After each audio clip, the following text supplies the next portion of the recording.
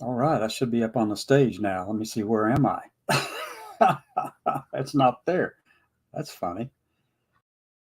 Add to stage. Okay, hold on a minute. I'm coming. I got to get the flag out of the way. But anyway, that's our American flag. We are Americans here. Many of us are. And I do have one thing to say before I take the flag down. If you are under 18 years of age, leave this show now. You should not be here.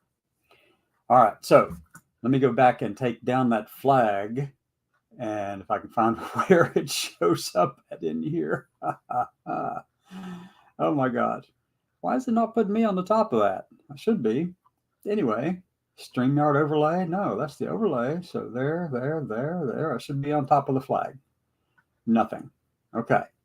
Well, that's interesting. How do I get on top again? Where do I go? How do I get up there on the top? What's going on with the technical issues that I am seeing here now?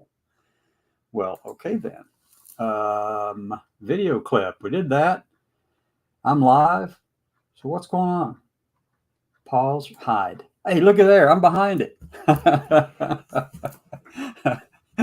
know what it is. I have to change the background on this, the virtual image behind me. So right now I'm just sitting on the red carpet. You know, I'm getting ready to go in. We're getting ready to have somebody go. And live from the red carpet, here we are. This is Cassandra Williamson, Executive Director for TDVA Action Group. And what are you wearing? That's just something that my friend out in California, Michael Hogberg, we've been working on something like that for a long time now, for quite a bit of time. And that was part of the program that we were trying to do. We'll probably have to do that in 25 or 26, not sure yet. It's going to be later after we get a few things, other things stood up and running around. But the idea is to take it out there. And one of those things is, well, Michael calls themselves the Jewish pest out west. And I'm going to tell you, he's just amazing. He's a wealth of knowledge. He's got so much stuff in his head. And he's been to just about every major conference that has to do with trans people and trans identities in the past 40 years across the whole darn country. Literally. And the thing is, this is the most impressive part about Michael. Michael remembers every detail. Every detail. I am just flabbergasted by that. I don't even know how a person would do. I wasn't like my other friend, another friend told me this morning, wasn't born with that kind of memory, that's for sure. I have to make room by deleting things in mine, you know, like Heritage Foundation wants to do to us, delete us, you know, because we aren't real people enough and we're not natural and, you know, and all that kind of thing. That's crap, period. Anyway, so how's my day been going? How's your day going? You can go over and comment over in the comment section over there. I know that there are people watching from multiple sites. Sometimes it doesn't show up in that little eyeball count over there because people end up over on YouTube. There's 2 different channels where we're active on YouTube. There's a Twitch account and a Twitter account and 2 on Facebook and then LinkedIn and also the websites. Go on the websites and check it out on the TDVA website, the TDVA Action Group website, okay?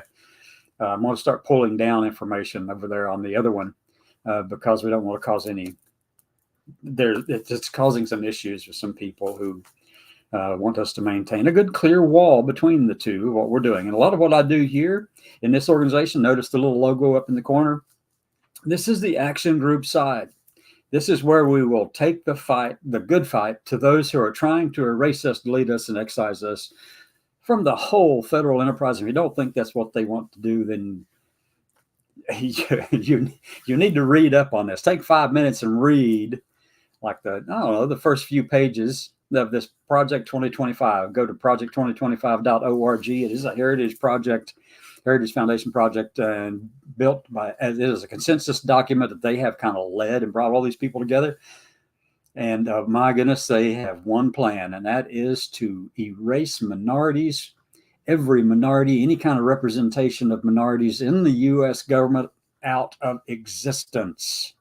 Don't believe it? Go read it for yourself. Go down to their promise number 1 in the forward written by Dr. Roberts. Then you'll see. And hopefully it'll make you so mad you'll want to do something. And all we ask for, this is the one I ask, I'll just tell you this.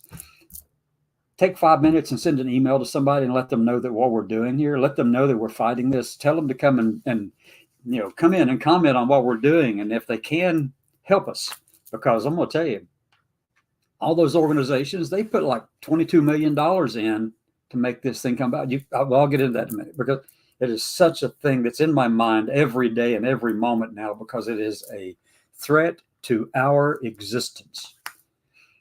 It is a threat to anyone who has a minority identity of any kind in this country. Don't believe it? If you think it's hyperbole on my part, well, you need to go read this, because it is horrible. And it is, well, I started to say un-American, but no, these are Americans. I want to make it clear, and I need to get that out of my head too. I want to make it clear, these are Americans. These are not anti-Americans. These are not un-Americans. These are people who are Americans, okay? They have every right to believe these things. We served for that. So we should never call them anti-American like they do us. That's what they're doing to us. I mean, I just read something from Hillsdale College today, from Larry Arnn, the president of Hillsdale College, saying the anti-American left. You see that same language in Project 2025's document. Why? Well, because Hillsdale College had a lot of people who actually helped build this consensus document with Heritage. Of the 400 plus people, they all came together. That's what they did.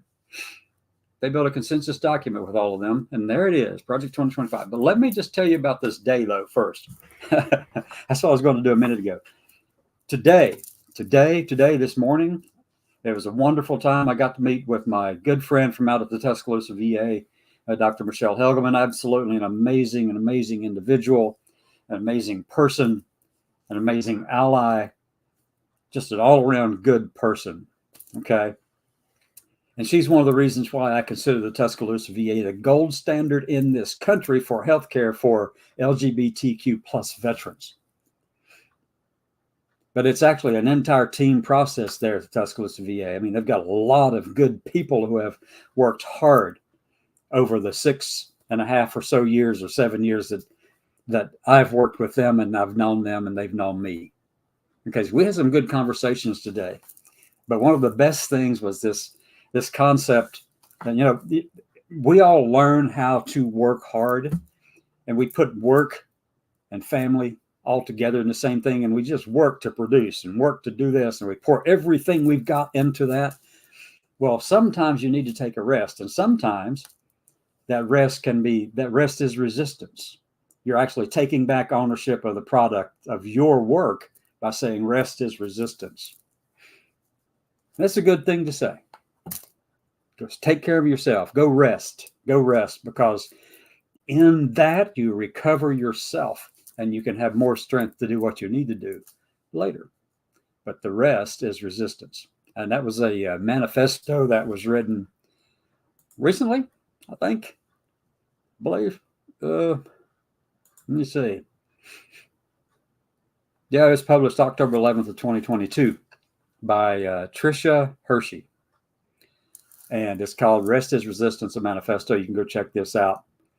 So check it out if you want to. I mean, it's there. Some of you may not agree with any of it. Some of you may have a difficult time with it just because of the words that are used and things like that. But let me tell you, there's good ideas in this thing. Just like there are some good ideas in Project 2025. If they would strip out the whole forward and stop attacking minorities in this country and try to erase them, they would have a good document that people could buy into. If they would strip out all of the attacks they want to do against minorities in the country, against their fellow Americans. If they could do that, a lot of what they want to do is pretty decent, as long as it actually protects our minorities and takes care of all Americans, and not just a select few, but all of us. Okay. You have a pretty decent document.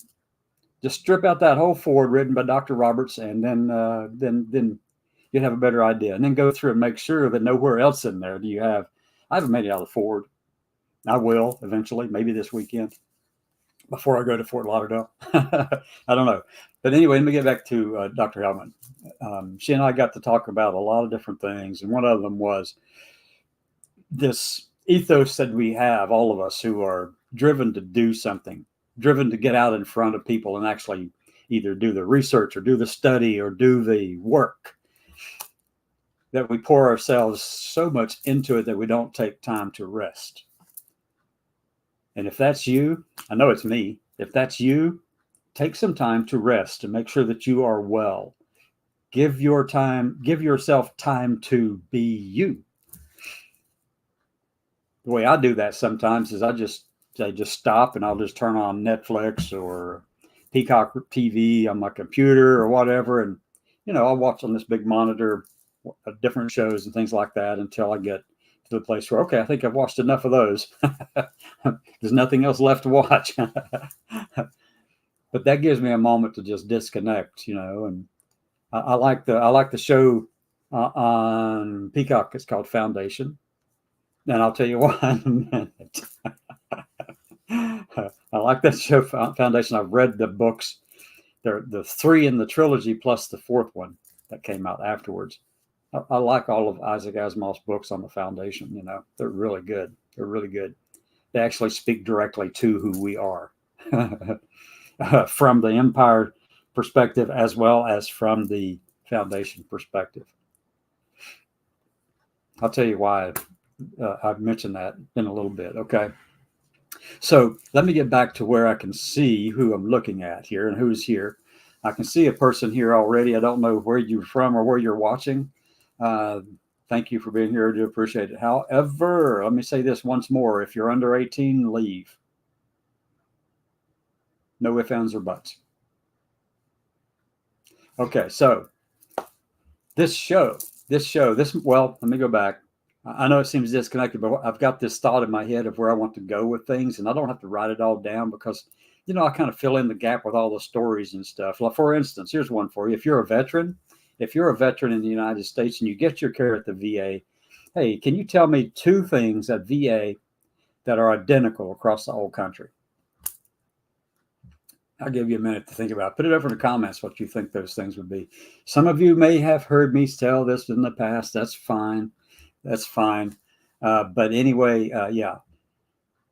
Most of us who are familiar with the VA, including VA employees, they all know that every VA at medical facility and CBOC and all those different parts of the VA healthcare system are all different. How they apply the policies is different from one to another. They come by it honestly. That's just the way things are done in this country, right? From the local level to the federal and national levels, people pick and choose what they want to do. Anyway, I'll get back to that in a minute, and then I'm going to tell you this other story too. So I am completely post-op in every way. I don't mind talking about it. If you have questions about that, you can reach out to me and find out. If you're under 18, leave though. This is not for you, period, ever. All right. So after I had all my procedures and stuff like that and got to the place where I'm really, really comfortable with who I am and happy about that. And, started to mellow out a little bit more, get up. There's a lot of really big highs that come along with after you have your procedures. You get really excited. The euphoria is just extreme. And I mean, it's just out there. You're just excited. I mean, because you finally get to be yourself. And that's all it is. I mean, there's a lot of euphoria associated with it. And obviously, if you're taking testosterone, well, there's a lot of other things that happen to your body all around the same time or before. And the impact on that impact on your body if you're taking testosterone is rapidly different. And then what it is for someone who was born male to take the hormones necessary to have the body that is female in more ways than just one. And so, yeah, there's a lot of euphoria with different stages and different parts of this process of becoming yourself. But at some point, though, when you've been there and done that, it starts to taper out a little bit, and you mellow out in that process. And you can look back on it and just say, this is the happiest moment in my life. This day is it. I so look forward to every day now, and just looking forward and moving forward and actually doing things to try to keep our community safe from those who want to erase and delete and excise us. So that's some of the things that I go through all the time. But one of them, right after I did the procedures and stuff, I guess it was, well, that was in 2018. Okay, all the procedures and everything had been completed in 2018, early 2019. And I go on the road last year touring the country. all along this time, everywhere I would go, I was telling people I was going to take the Ferrari out for a test drive. Yeah, I said that. Some of you really quickly get what I'm talking about without me elaborating on it very much. The thing is, it was a whole lot of fun, whole lot of excitement, and oh my gosh, was it ever? Everything works great. just so you know. But I was telling people that everywhere. I'd say, oh, I had to go take my Ferrari out for a test drive, and I'm going to give a backstory before I jump into this one. Okay, so that's how my stories work. They kind of go. If you're familiar with what fractals are, there is a place where you can start, and there's a place where you can end, but along the way, just. But there's a pattern to it. If you pull back and look at it, but there is a pattern there. You just have to be willing to step back far enough to see. That's the way a lot of what I do and what I'm talking about happens. Okay. So the backstory is, after those procedures, though, about 6 months in after the processes and all that, and everything had settled out a little bit, I called up my doctor and said, hey, when can I take the Ferrari for a test drive? She said, wait 6 months. And I said, it is. So I set up some dates with I think they weren't dates. It was all in like 1 month, a month and a week, I think. They weren't even one night stands. They weren't even an hour-long stands, because guys don't know squat. And some of you are going, really? I said, yeah, they just don't. They just have no clue. So yeah, I kind of went, well, I wasn't kind of, I went out with like 5 different guys in that month and a week. The 5th one I stayed with for about 6 months. Good person. Had a good time. Enjoyed that person. And oh yeah, it was a lot. I mean, good, except until the moment when they decided that they couldn't let me be seen with their friends in the community. And I'm not going backward for anyone. I'm not going backward for anyone. I don't need it. I came all this way after 50 some years. I'm 64 now, but I came this way and I'm not going to go back for anything or anyone. I don't need to. I don't need that. And I'm at peace with that. That's fine. But I was taking the Ferrari out for a test drive. Okay. So when I was on the road last year, one of the places I got to stop at was in San Francisco, across the Bay Bridge. You go through the tunnels and you kind of veer off to the right down in a little community over there. There's a hotel where I stayed. Right near the hotel, right beside the hotel, I think maybe a store down or something, there was a Ferrari dealership.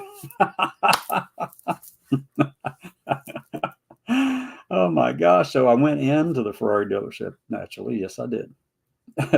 I'm in there taking some pictures around these Ferraris. There's a little one that was just really small, and it looked amazing. And there's some bigger ones over here that look really good too. They were just Ferraris. I mean, and then the owner came out and introduced himself, and we chatted for a minute, and he said, so what can I help you with? I said, well, for the past several years, and I told him, I said, for the past several years, using this voice, obviously, I don't care anymore. So using this voice, I said, well, for the past several years, I've been telling people that I took my Ferrari out for a test drive, and I just wanted to come in and see one for real. You know what his first question was to me? His first question was, "So how much did your Ferrari cost?" I think that's just so freaking funny. And I was laughing, and I said, "Well, if I had to pay for it myself, it would have been about $150,000 to $170,000." He goes, "Well, there are no Ferraris in here that cheap." Oh my God. Oh, we just laughed. I mean, he was so nice about it and so good about it. He actually went in and got me some literature and stuff about Ferraris and brought them back out to me.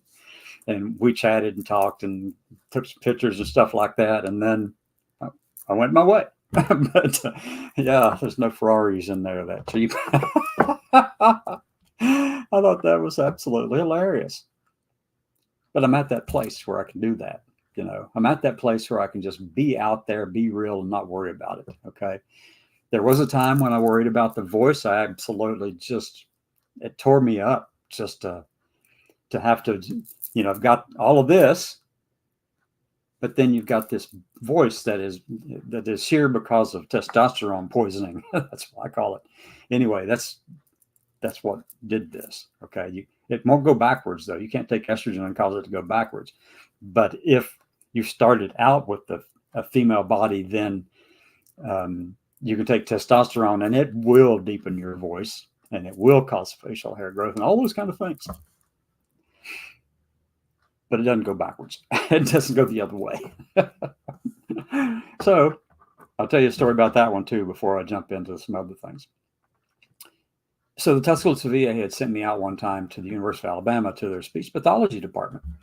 And I worked with them for maybe 4 or 5 months, maybe 6 months or something like that. And I was able to get the voice down just right, and cut out the deep end of that thing, cut it out a little bit. I could modulate it in different ways and make it sound all right. As a matter of fact, I did that just before going on the date with those 5 guys in that month and a week. They didn't know. At least they didn't tell me that they knew. Except for the number 5 guy, after about a month of us dating and seeing each other and just having a good time. Yeah. So he asked me one day, that the number 5 guy, and then I was still using the other voice, and all of that kind of stuff. And he goes, "So I was on your Facebook page the other day, and you spent an awful lot of time talking about transgender people and all of this. What's up with all of that?" And I said, in my mind, I'm going, "Oh shit, what am I going to do? How am I going to handle this?" So what I did was, I looked at him in the eyes and said, "Well, I am one." And he goes, "Oh, okay." I go, "Well, darn." So anyway, that's where I was using the voice.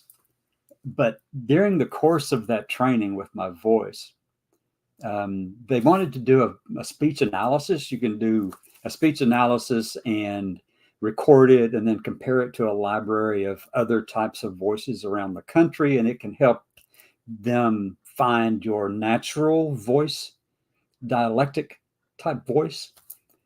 And they came back to me, and after a couple of weeks, they said, "Now, look, for some, it shows that you have a voice that sounds like it comes from Eastern Kentucky." And I go, "Oh my God." Oh my God. And I said, yeah. I spent the first 17 years of my life in Eastern Kentucky. That's where I grew up. And they said, "Well, the dialect from that is still in your voice. No matter how much you try to hide it, it's still in there." Okay. And then they said the thing that absolutely did it for me.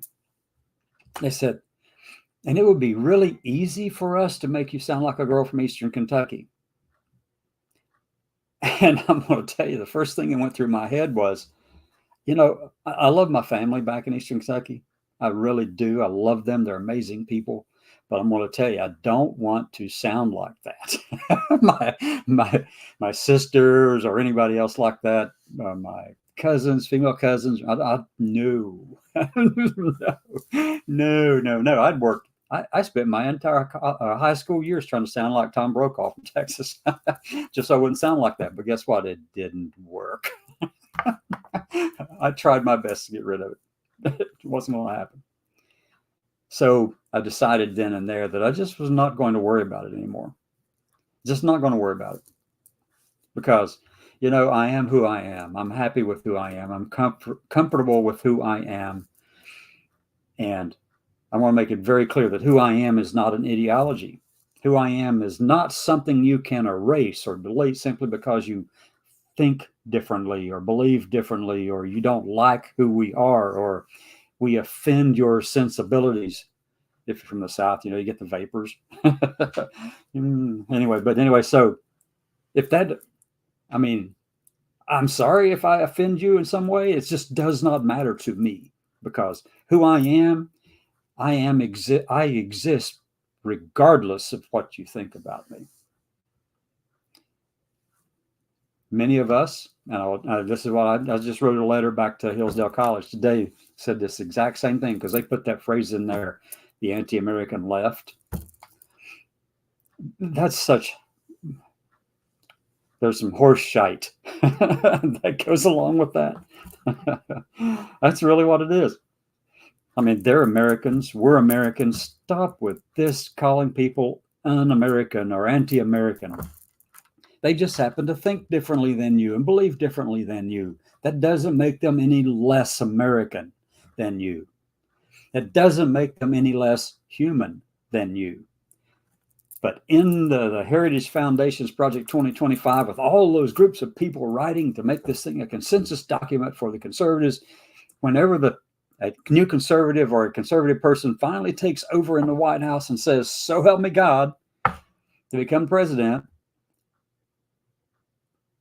they already have people they're training to step in and go into all of those agencies and look at all the policies, look at all the rules and regulations, and remove, delete, excise from the whole of the federal enterprise every word that applies to minorities in this country. Every word that we use to define ourselves, every word that is used to define us, so that they can determine the best health outcomes that are suited for us specifically. Because believe it or not, I don't know if any of you know this, but there are social determinants of health. There are socioeconomic determinants of health, depending on your identities. And it's a measurable quantity. It is not something that is just randomly tossed out there and created out of the vacuum. Well, I don't want to get nerdy about the vacuum. The vacuum is full of a lot of energy. You just don't see it. There's a lot of energy in the vacuum. A lot. They call it virtual energy, but it can jump out. Be real. Really. Anyway, so yeah, they're going to try to erase us. That's what they want to try to do. But anyway, I want to go back. I've talked about that incessantly for day on end and day in and day out, and just keep on going about it. But Michelle Helgeman, I just wanted to make sure that I acknowledge her as a true good friend, somebody I can go and talk to, and feel like I can actually just say what I need to say and be who I need to be without having to put on any kind of airs, to do it. That's just the way it is, because, you come to trust a few people in this world. It's good to have those people you can turn to, but it's also good that we needed to catch up. We hadn't spoken to each other directly since, I think it's back in March, probably, maybe February, March, somewhere around there. We were together down in Montgomery, Alabama, when we marched against some of those trans denying bills that were down there, that they passed anyway. Our efforts to go down in March, absolutely. All they did was it became a social function for us all to get together, but they were going to pass them regardless of what we did outside. We all know that. But felt like we still had to make a stand, because if we hadn't made a stand, then it would have been news.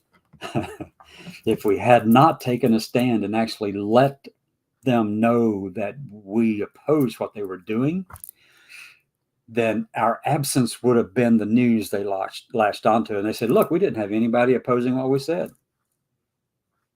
So you still have to fight those little battles. You still have to go out there and let them know that we're here, regardless of whether or not it was going to be effective and actually accomplish anything and stop these bills or not. They weren't going. Our presence didn't stop a darn thing. And I knew that going in, and I certainly hope others knew that going in. But when we did all that, we got to meet a few people. I got to meet some really good people I've known for a number of years now. And so, I mean, it's good to meet up with people and those kind of things. And basically, that's what it became, was we're all these people who are free, living their lives, are all down here in Montgomery doing this one thing back in March, and all standing there together to oppose these bills that Alabama was about to pass. But I knew that it didn't matter what we did out there; they were going to pass them anyway. But as I just said, we still have to go fight those little battles. You're not going to win the war with them, but if you don't show up, it does two things. One, it tells the rest of the community who could not be there that, hey, there's not enough interest in doing anything. And we didn't want that either. But it also tells, if we didn't show up, our absence would have been cannon fodder for the other side to say, look, nobody was here. It must be all right. So we were there for two reasons. One, to let them know that's not the case. And two, to let our other community members who are LGBTQ plus, or our allies, or whomever, providers, to let them know that we're there for them and that we were doing something to stand up for them. And really, that's what it was all about. I knew we weren't going to have an impact on those darn laws, those bills. No. The public spectacle part of it, where they actually bring people in and let them talk, it's purely a spectacle. It's perfunctory. It's something they have to do and sit there and listen to people complain to them or support whatever they're saying. And, you've got to have this appearance of public commenting back and forth. There's an appearance of things in this case. And that also is just a colossal waste of time. But if you don't do it, it becomes a weapon used against you for not having done it. Even though they're still going to do what they wanted to do anyway. But it was just one of those things they have to do, open floor up for comments. They'd already made their mind up. They'd already been bought and paid for. Literally. I mean, they were going to do it. It didn't freaking matter. Period. That's the God's honest truth about it. Didn't freaking matter.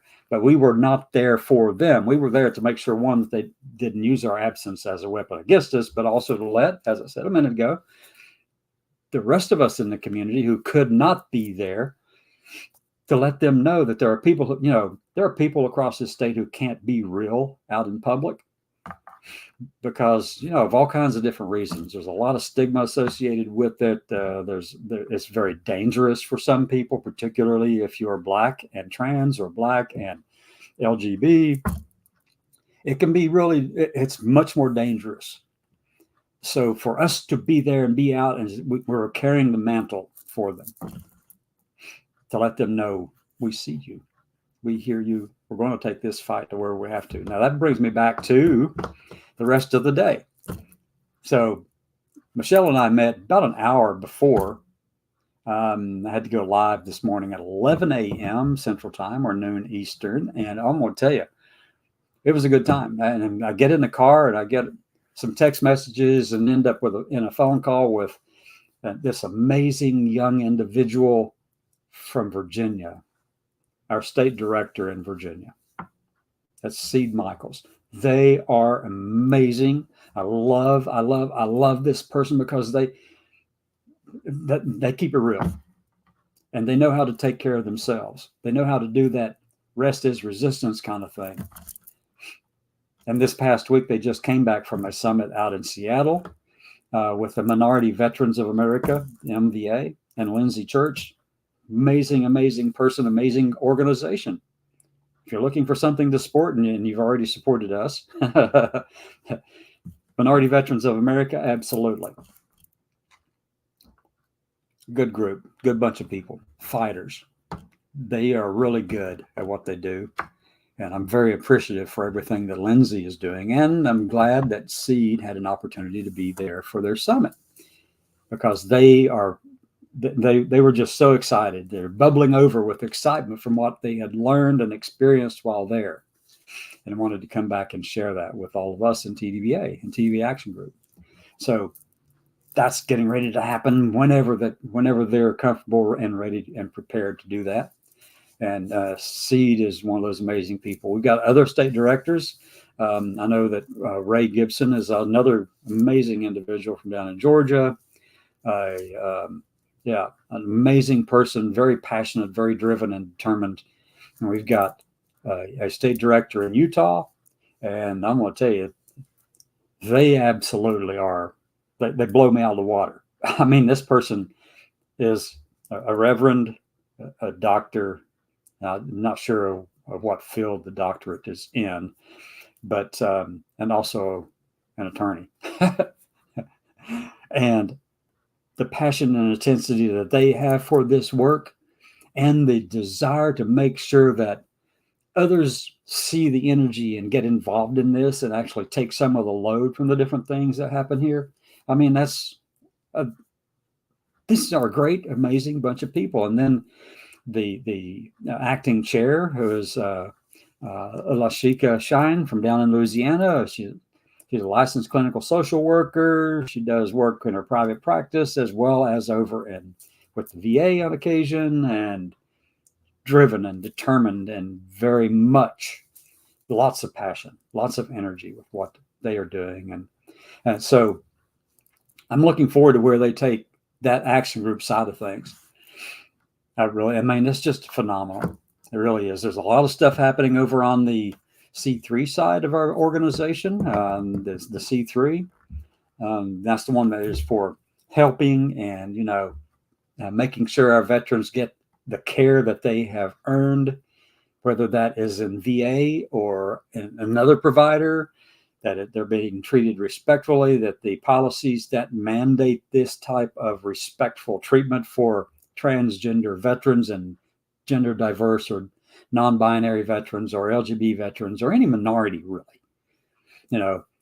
make sure that they're receiving the care the way it should be done, holding them to account for that, regardless of who the provider might be, not just the VA, it's anyone out here.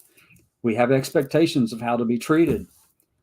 We're not mean or vicious about it. We're not trying to force anyone to do any darn thing, unless, of course, you're in the federal system where you have policies that tell you should be doing this, but you don't. Then that's a different story. That'll have to be addressed. But for everything else, we're not interested in trying to get you to just agree with everything that we are, because we know that you probably don't. And that's fine. That's what makes you a unique human being. And that's what makes me respect you for your willingness to be self-aware. Self-awareness is important. You know who you are, but we also know who we are. And so we're expecting that kind of level of dignity to be the same. Now, here's the thing, though. If you come on this show, and it's open, I mean, it's out there where anybody can come and talk if you want to. I mean, whatever you would like to say. But if it is disrespectful, if it is bigoted, if it is anti-Semitic, if it is any of those other things that are bad, that really are bad, it's a failure in thinking that causes those things to occur in people. And I don't know how to fix it. They need to get out of the silo that they're living in, or outside of the echo chamber, which keeps feeding those kind of things, because those are wrong. It's wrong-headed. But anyway, unless you're doing all those things, then you can come and talk with me. And as long as you're respectful and decent about it, I'm not going to shut you down. But I will tell you that if you're wrong or not, because the moment we shut people out, then they can say, "You're not really all that diverse, are you?" So we can't shut people down. And we should not ever say that someone is un-American simply because of what they believe. There are people in this country that I disagree with in a huge way. I could rattle off some different ideological groups with which I find great, what do I say here, disagreement with. All right. However, they're still Americans, and they still deserve to be protected by the Constitution of the United States of America, right? Everybody goes, yes, that's right. Regardless of what they believe, what they think, and who they are, or even who they love and who they identify as, and whatever their gender is, or whatever their genetic sex is, it does not matter. You're an American. The Constitution applies to you. Now, let me take on Heritage Foundation.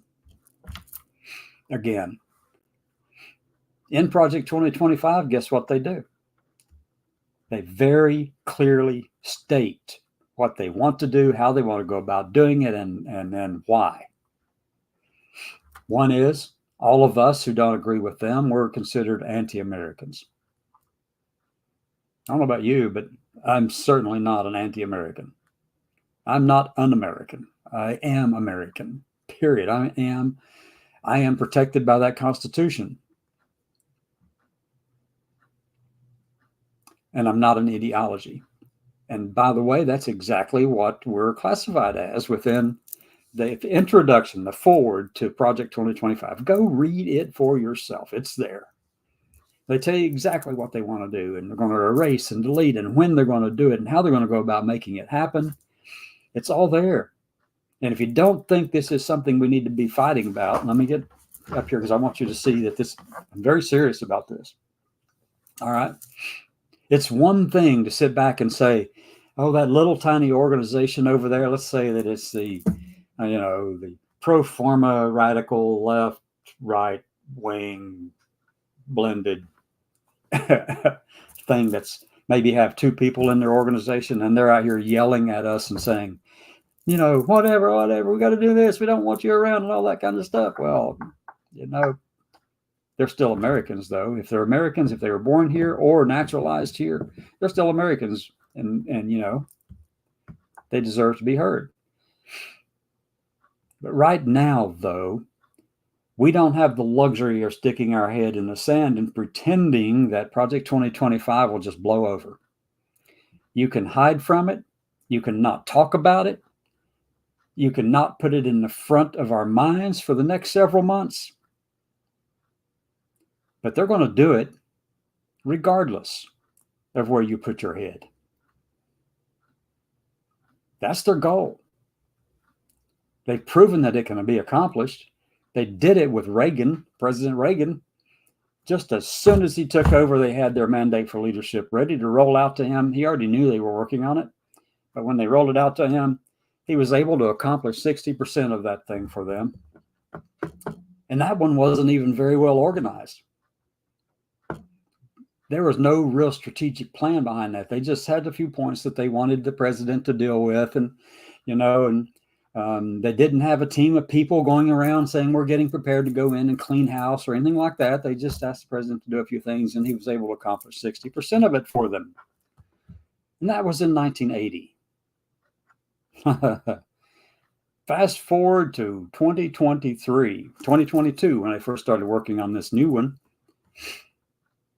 April 2022. A bunch of organizations and a bunch of people all got together, and they built this consensus document called Project 2025 for the next conservative president to use to be able to go in and ostensibly rein in the bureaucracy in the government. But in the process of doing that, that's not their first goal.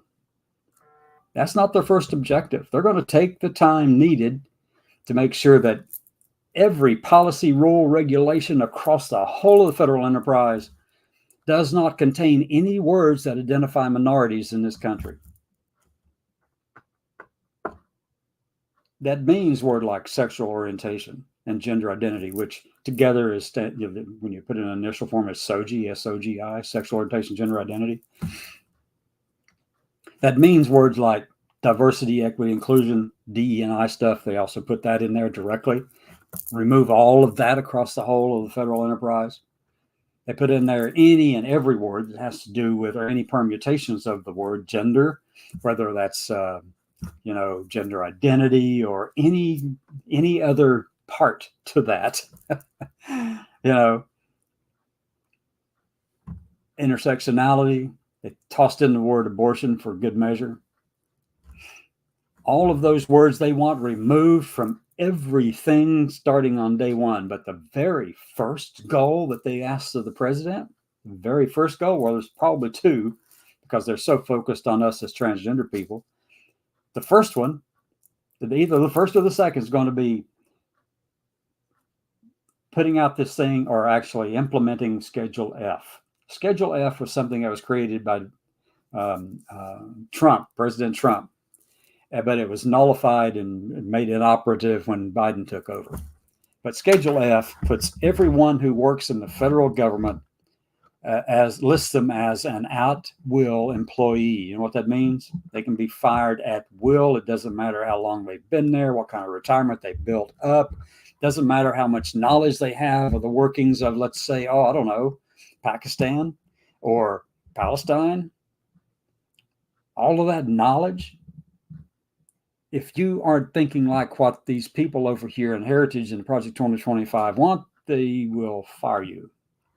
If they can implement section or Schedule F, you become an at-will employee, and they will remove you and replace you with someone that they have trained and vetted.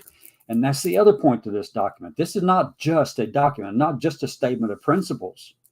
This document is an operational guide. It is strategically designed. There's an educational element, and they're going to hire actually volunteers, go out around the country.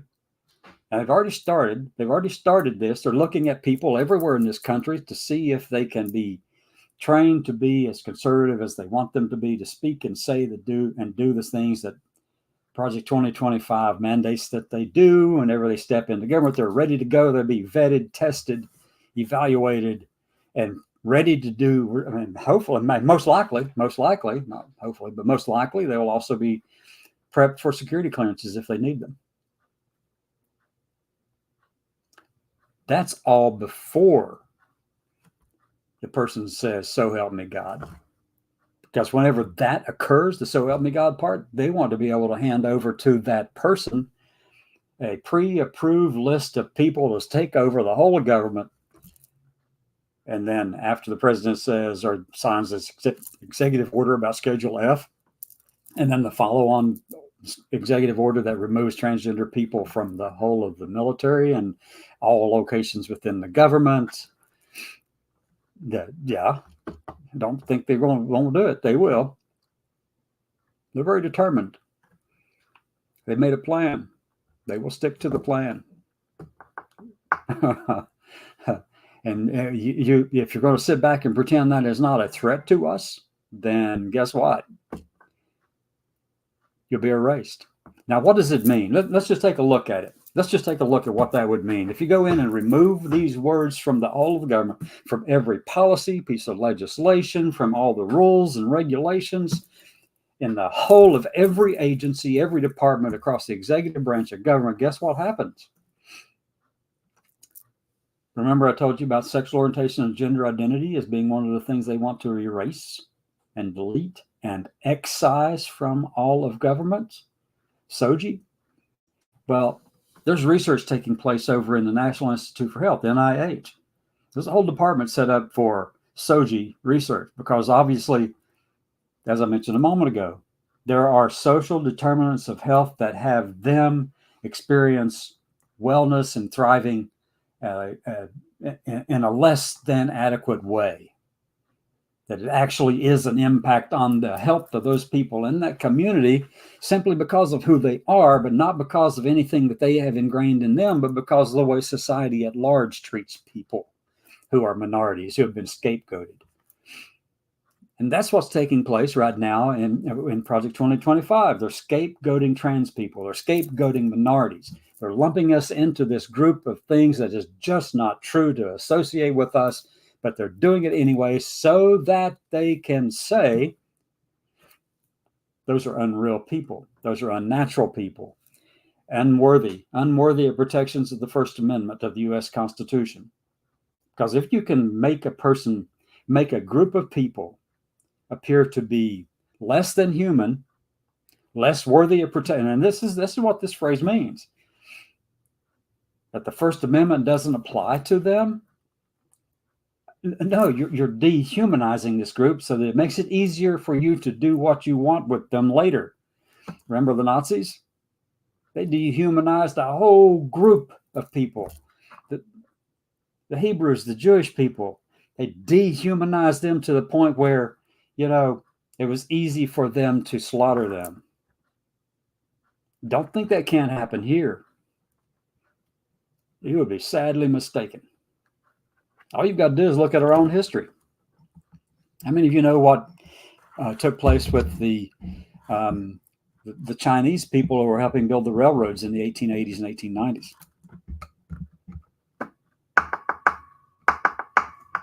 How about if you go back further than that?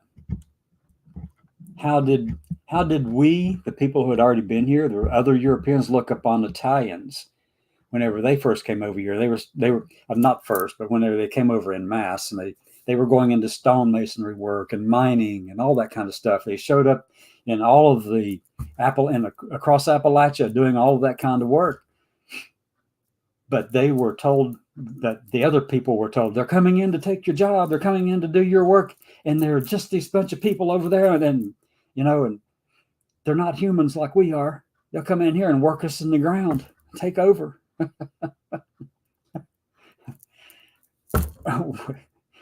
We do that all the time. It's just part of our human nature, apparently. We come by it naturally as humans, that kind of otherism, dehumanizing a group so that we can remove them. Can you think of anything taking place today that is like that? Or maybe that took place, I don't know, 50 years ago, 100 years ago, 200, 500, 1,000? So right now you're going through all this list and litany of different things that happened over time where one group dehumanized another to the point where they could erase, delete, and kill off those others who didn't look like them, act like them, or believe like them in any way, so they could just go in and just say, oh, those people aren't real enough. Those people are not Americans. Those are anti-Americans over there. You can actually use those labels and define them. That way you can actually punish them for being anti-American. You can punish them for being less than real. You can punish them then for being unnatural. That's what this is doing. And if you don't think that's a real process that takes place over time, and you don't think that this is going to happen here, you've got your head stuck in a pile of crap somewhere. That's all there is to it. That's all there is to it. Now let me talk about Hamas. Hamas is a terrorist organization. Do y'all know that? Hamas is a terrorist organization. They've been running Gaza and the Palestinian people since roughly, 2007, I think. They are a terrorist organization. They don't care squat about the Palestinian people. To them, the Palestinian people are just martyrs to use in the cause to destroy Jewish people. This terrorist organization, the Islamic Jihad, the ISIS, Al-Qaeda, Hezbollah, the Islamic Revolutionary Guard of Iran, and the leaders in Iran, they have a set purpose where the destruction of Israel is their top priority. And don't think for a minute that this is just because they've been oppressed. That is not the case. This is a sibling rivalry that goes back thousands of years. One has convinced themselves that in order for them to be seen as good in the eyes of God, they've got to go destroy Israel, kill off all the Jewish people. And that's not with every Islamic person or Muslim person. That's just with those who are in the far right extreme ditch. and have continued to be there generation after generation. Yes, there's oppression that takes place in Palestine. But just imagine if the terrorist organizations weren't running all that. Can you imagine a true two-state solution where the Palestinians can actually live in peace and prosper and succeed? But it's going to take the removal of the terrorist organization that has claimed Gaza as their own. And yes, and I will say this is my personal opinion, and this action hat that I'm wearing right now, the United States has an obligation to make sure that Israel can defend its borders against terrorists. And we will.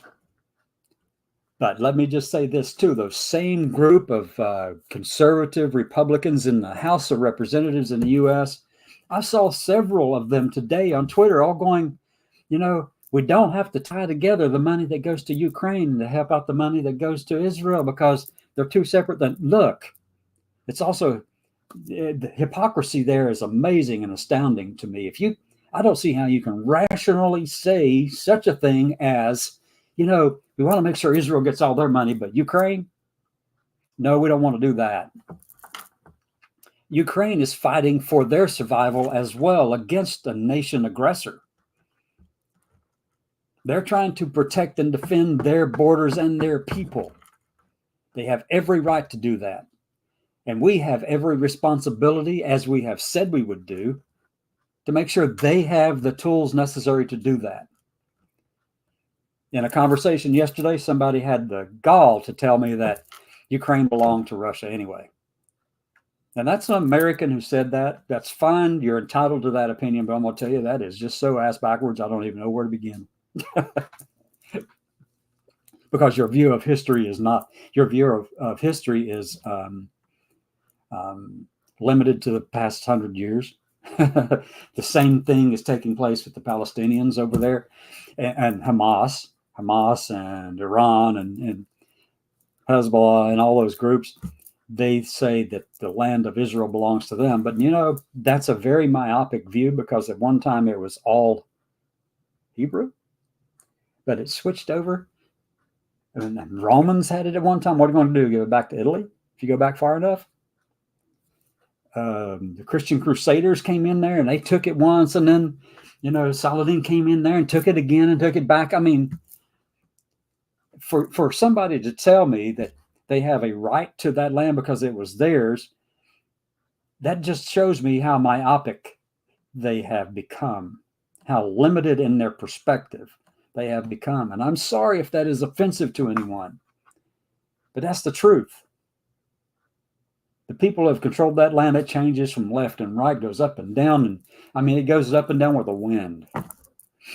Not just that land, but any across the world. Really, any across the world. So what are we going to do? So here's what I'm asking people to do. This is the ask part. If you've watched this long, here's the ask part. Project 2025 has $22 million set aside to make sure that this manifesto that they have created and this guide that they have created, this operational plan and strategy that they have created, gets implemented. We are peepsqueaks compared to that. We are nothing. It's really hard for us to even stick a needle in them somewhere and get them to pay attention to us. You could stick 10 needles in them, and each of them have something that's really important to say. All they have to do is ignore it. I read something today at the beginning of the show. I talked about reading something that Larry Arnn sent out from Hillsdale College. Yeah, I read a lot of stuff. Got to. So in that thing, obviously, he starts out the same way Heritage started out, the anti-American left. And I sent him a nice letter back and said, that's not true. You need to change your word. But they're not going to do that because it doesn't get them any votes. It doesn't get them the power and the money to keep doing and saying what they're doing, okay? Phew.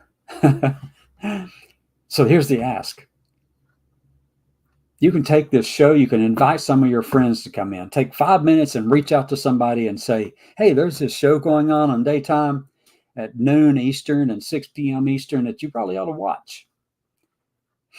Come on in. And when you do that, and reach into your pocketbook and find that $5 and say, hey, look, they need help. They need to help fight this. Whatever you can do on any amount would help us. You know how many people there are who say they are supporters for us and allies for us? Well, in the LGBT community in the United States, there's what, about 23 million people who are LGBTQ plus in the United States.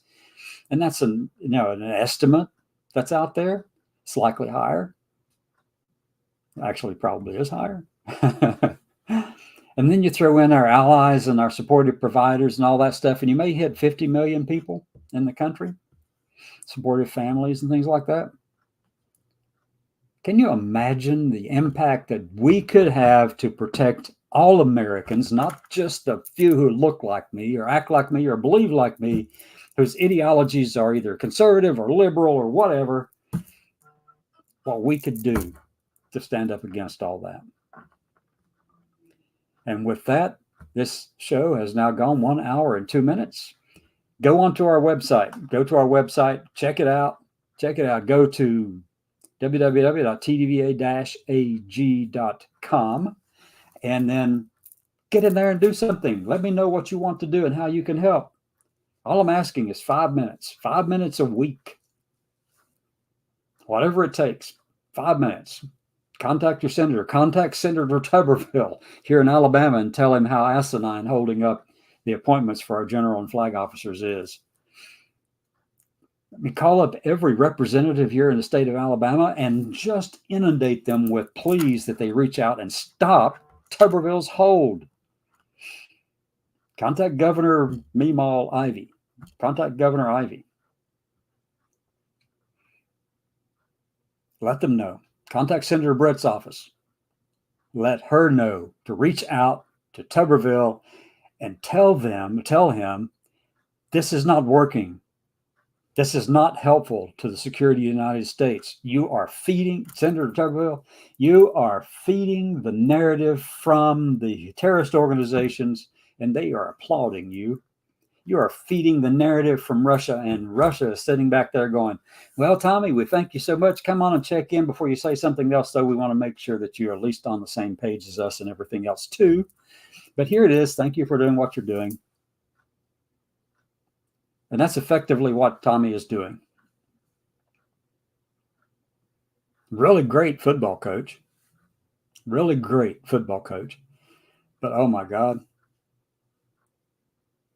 If there was a way to do it, and I'm sure there is, can we have a recall election down here in Alabama and recall Senator Tuberville?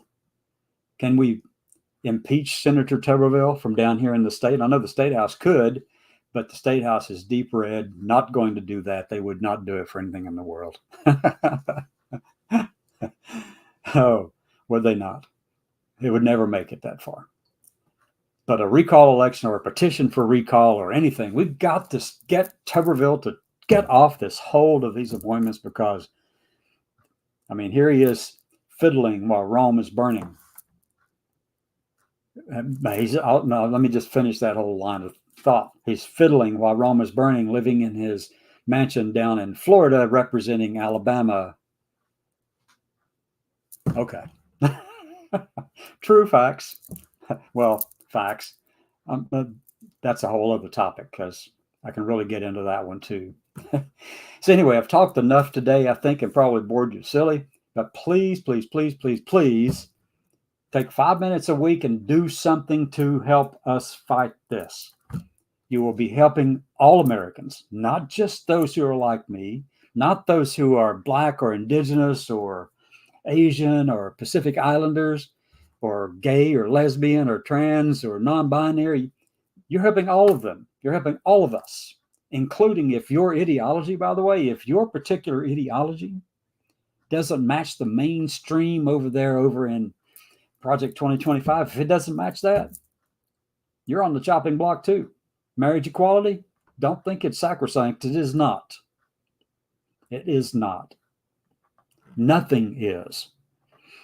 All they've got to do is go write a new law and change it. If one time you get a good law that everybody likes, it gets passed, it gets signed on to, like marriage equality becomes law of the land because the Supreme Court said so, well, the next time somebody else comes around, they can actually whittle that away and make it just as ineffective as if it wasn't even a law to start out with. That's why we have to keep fighting. That's why we can't keep our head in the sand. That's why turning the other cheek may be good if it's a small organization that's just out here just trying to rattle your cage. Well, let me tell you, the boat that we're in, I'm shaking this boat. I'm rocking the boat. I am rocking the boat that we're in. But guess who's underneath that darn thing, setting a mine against the bottom of it? Project 2025. We can rock the boat, baby, all we want. And people can tell me to stop rocking the boat, and we can let the boat stand still. We can let it just float and glide through the water. But there's a bomb attached to the bottom of it, a mine attached to the bottom that Heritage is put there. And as soon as they get the chance, that thing's going off. We can't let them do that. Have a great evening. I hope I haven't ruined it for you, but I want you to get the passion, the intensity that it's going to take to fight and win this. All right. Good night, everyone.